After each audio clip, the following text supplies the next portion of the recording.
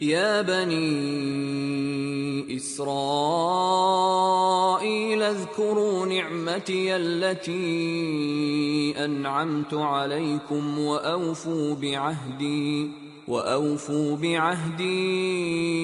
أوف بعهدكم وإياي فارهبون وآمنوا بما أنزلت مصدقا لما معكم ولا تكونوا أول كافر به ولا تشتروا بآياتي ثمنا قليلا وإياي فاتقون ولا تلبسوا الحق بالباطل وتكتموا الحق وأنتم تعلمون وأقيموا الصلاة وآتوا الزكاة واركعوا مع الراكعين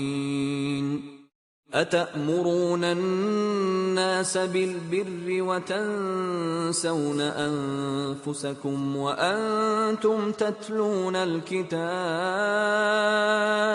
أفلا تعقلون واستعينوا بالصبر والصلاة وإنها لكبيرة إلا على الخاشعين الذين يظنون أنهم ملاقو ربهم وأنهم إليه راجعون يا بني إسرائيل اذكروا نعمتي التي أنعمت عليكم وأني فضلتكم على العالمين واتقوا يوما لا تجزي نفس عن نفس شيئا ولا يقبل منها شفاعة ولا يؤخذ منها عدل ولا هم ينصرون وإذ نجيناكم من آل فرعون يسومونكم سوء العذاب يذبحون أبناءكم ويستحيون نساءكم وفي ذلكم بلاء من ربكم عظيم وإذ فرقنا بكم البحر فأنجيناكم وأغرقنا آل فرعون وأنتم تنظرون وإذ واعدنا موسى 40 ليلة ثم اتخذتم العجل من بعده وأنتم ظالمون ثم عفونا عنكم من بعد ذلك لعلكم تشكرون وإذ آتينا موسى الكتاب والفرقان لعلكم تهتدون وإذ قال موسى لقومه يا قوم إنكم ظلمتم أنفسكم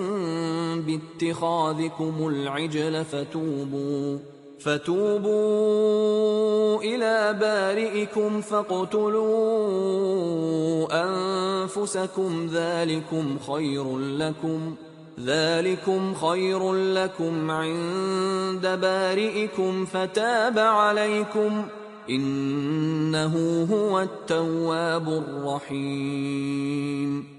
وإذ قلتم يا موسى لن نؤمن لك حتى نرى الله جهرة فأخذتكم الصاعقة وأنتم تنظرون ثم بعثناكم من بعد موتكم لعلكم تشكرون وظللنا عليكم الغمام وأنزلنا عليكم المن والسلوى كُلُوا مِن طَيِّبَاتِ مَا رَزَقْنَاكُمْ وَمَا ظَلَمُونَا وَلَكِن كَانُوا أَنفُسَهُمْ يَظْلِمُونَ وَإِذْ قُلْنَا ادْخُلُوا هَٰذِهِ الْقَرْيَةَ فَكُلُوا مِنْهَا حَيْثُ شِئْتُمْ رَغَدًا وَادْخُلُوا الْبَابَ سُجَّدًا وَقُولُوا حِطَّةٌ نَّغْفِرْ لَكُمْ خَطَايَاكُمْ وَسَنَزِيدُ الْمُحْسِنِينَ فَبَدَّلَ الَّذِينَ ظَلَمُوا قَوْلًا غَيْرَ الَّذِي قِيلَ لَهُمْ فَأَنزَلْنَا عَلَى الَّذِينَ ظَلَمُوا رِجْزًا مِّنَ السَّمَاءِ بِمَا كَانُوا يَفْسُقُونَ